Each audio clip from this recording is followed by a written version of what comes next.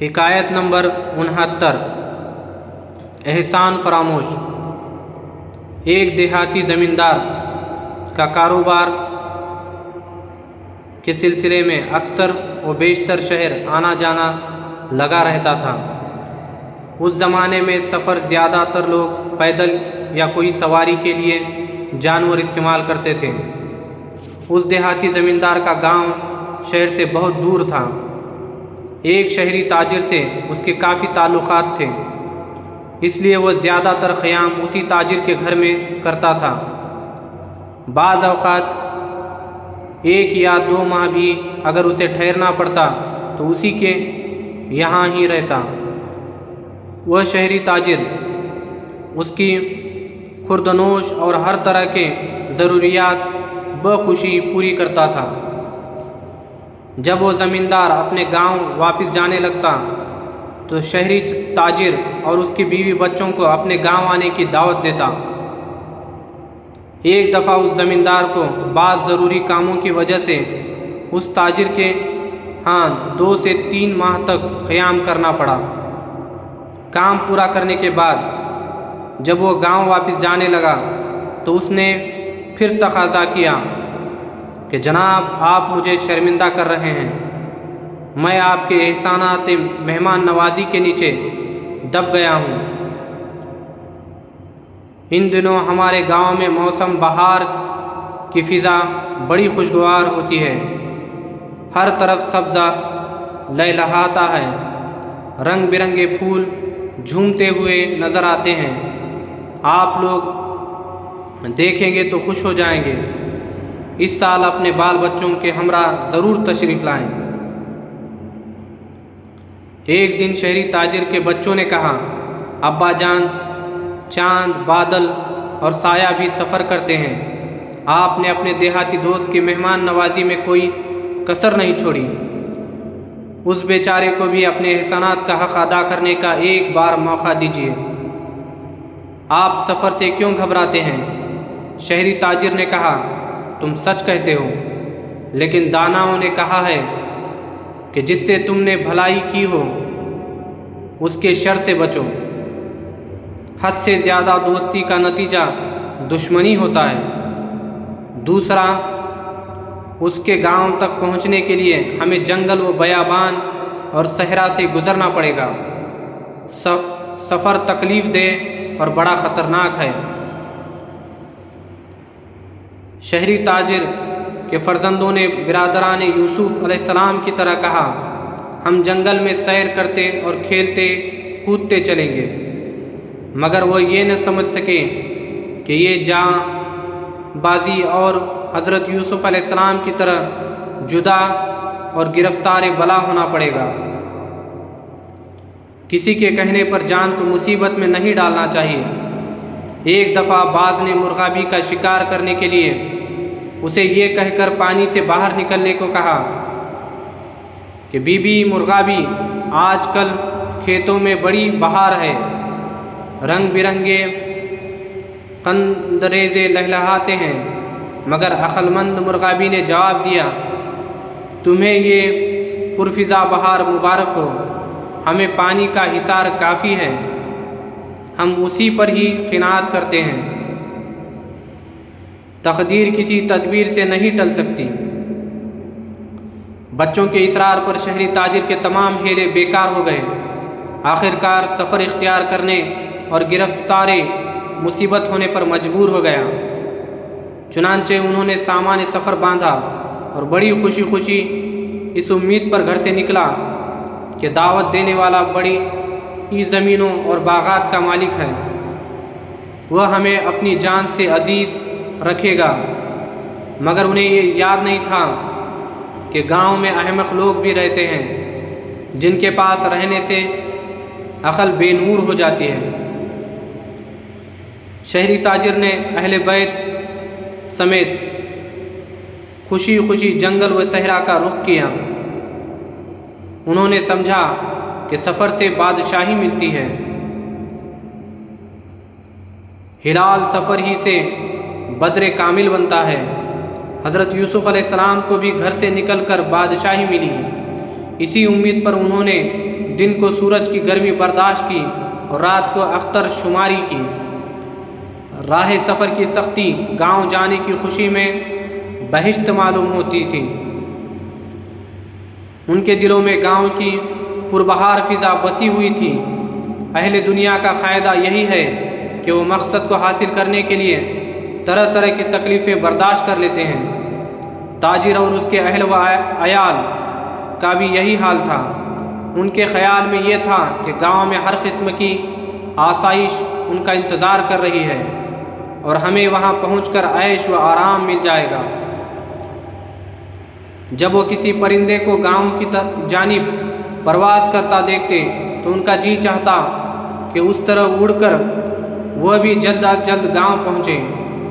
اس طرح سے جو ہوا آتی وہ اسے زندگی کا تازہ پیغام سمجھتے۔ سفر میں انہوں نے ایسی تکلیف اٹھائی جیسے مرغے خاکی پانی میں اٹھاتا ہے۔ تھکے ماندے 1 مہینے کے بعد جب اس گاؤں میں پہنچے تو ان کا آب و دانہ ختم ہو چکا تھا۔ ایک حریص پرندہ دانے کو بادام سمجھ کر جال کی طرف آنکھیں بند کر کے لپکتا ہے اور گرفتار دام ہو جاتا ہے۔ جب ان مسافروں کو اس زمیندار کا گھر سامنے نظر آیا تو وہ اسے اپنا گھر سمجھ کر اس کی طرف لپکے، مگر دروازہ بند پایا۔ اس پر شہری تاجر بڑا حیران ہوا، مگر یہ درستی کا موقع نہ تھا، کیونکہ جب کنویں میں گر پڑے تو وہاں تیزی کام نہیں آتی۔ اس دیہاتی کو جب ان کے آنے کی خبر ہوئی تو وہ روپوش ہو گیا۔ انہوں نے دروازے پر دستک دے کر اس زمیندار کو اپنے آنے کی خبر دی۔ اندر سے جواب ملا وہ ان دنوں کسی منزل کو پانے کے لیے چلہ کشی میں ہے اور ان پر مجزو و بیت کا رنگ غالب ہے۔ وہ بے سہارا قافلہ دروازے کے باہر ہی ٹھہر گیا۔ بچوں کی ساری تمناؤں اور خواہشوں پر پانی پھر گیا۔ ان کے پاؤں میں چھالے، آنکھوں میں آنسو تھے۔ آرام دہ بستر پر سونے والوں نے وہ دن اور رات کا کانٹوں پر گزاری۔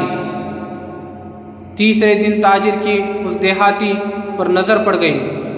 سلام و دعا کے بعد کہا، میں فلاں شخص ہوں جسے آپ نے سال ہا سال سے دعوت دے کر گاؤں آنے پر مجبور کیا۔ اس دیہاتی نے پہچاننے سے انکار کر دیا۔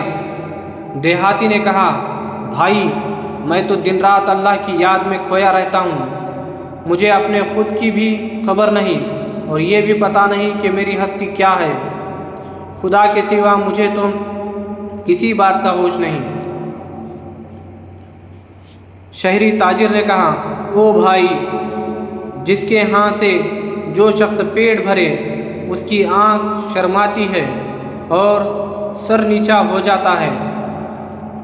دیہاتی نے شہری تاجر کی باتیں سنی اور اسے انسنا کر دیا۔ تیسری رات بھی انہوں نے تارے گنتے ہوئے ہی گزارے۔ چوتھے دن موسم ابر آلود ہو گیا۔ شام کو آندھی طوفان نے انہیں آ گھیرا۔ سر چھپانے کے لیے انہوں نے ٹھکانہ بنایا، وہ اس سے بھی گئے۔ شہری تاجر کہنے لگا، شاید قیامت کا وقت آ گیا ہے۔ جس طرح شریف لوگ بے بسی کے عالم میں کمینوں کے محتاج ہو جاتے ہیں، اسی طرح شہری تاجر بھی مجبور ہو کر دیہاتی کے دروازے پر گیا اور بہت رویا دھویا۔ بڑی مشکل کے ساتھ اس دیہاتی کمینے نے دروازہ کھولا۔ تاجر نے مجبور اور بے بس ہو کر کہا، بھائی میں اپنے تعلقات اور جملہ حقوق سے دستبردار ہوتا ہوں۔ ہم ایسی سختی کے عادی نہیں جو ہمیں یہاں دیکھنی پڑی۔ خدا کے واسطے ہمیں راہی مسافر ہی سمجھ کر کوئی چھت والی جگہ دے دیں، خدا آخرت میں تجھ کو اس کی جزا دے گا۔ اگر تجھے یہ منظور نہیں تو مجھے قتل کر ڈال، میں اپنا خون تجھے معاف کرتا ہوں۔ اس جاڑے کے موسم میں اب معصوم اور بے گناہ بچوں کی تکلیف مجھ سے دیکھی نہیں جاتی۔ دیہاتی میزبان نے کہا، ہمارے چوکیدار کا ایک کمرہ ہے، وہ رات کو تیر و کمان لے کر ہمارے مال و مویشیوں کی حفاظت کرتا ہے تاکہ کوئی جنگلی جانور نقصان نہ پہنچائے۔ چوکیدار والا کمرہ تم لے لو اور رات کو تیر کمان لے کر اس کی جگہ ڈیوٹی دو۔ شہری تاجر نے کہا، اس وقت میں ایسی 100 خدمتیں کرنے کے لیے تیار ہوں۔ اگر جنگلی جانور کی بھنک بھی میرے کانوں میں پڑ گئی تو آواز پر تیر چلا کر اس کو ہلاک کر دوں گا۔ غرض اس وعدے پر وہ اپنے اہل و عیال کو باغبان کی کوٹھڑی میں لے گیا۔ وہ جگہ نہایت تنگ اور مچھروں اور پسوؤں کا گھر تھی۔ وہ بیچارے اور مصیبت میں پھنس گئے۔ بہرحال شہری باغ تیر و کمان ہاتھ میں لی اپنا فرض بجا لا رہا تھا کہ آدھی رات گزرنے پر اس نے محسوس کیا کہ بھیڑیا آ گھسا ہے۔ اس نے نشانہ جوڑ کر تیر چلایا اور وہ سیدھا نشانے پر جا لگا۔ حیوان زخمی ہو کر گر پڑا۔ گرتے ہی اس کے منہ سے آواز نکلی، جس کو سن کر دیہاتی فوراً باہر آیا اور زور زور سے دہائی دینے لگا، ارے ظالم، یہ کیا غضب کر دیا کہ تو نے میرا گدھا مار دیا۔ تاجر نے کہا، تم اچھی طرح جا کر دیکھ لو، اندھیری رات ہے، آندھی طوفان اور بارش میں تمہیں غلط فہمی ہوئی ہے۔ دیہاتی نے کہا، خواہ کیسی ہی زور کی ہوا چل رہی ہو، مجھے اپنے گدھے کی آواز کی ایسی ہی شناخت ہے جیسے شراب اور پانی کی۔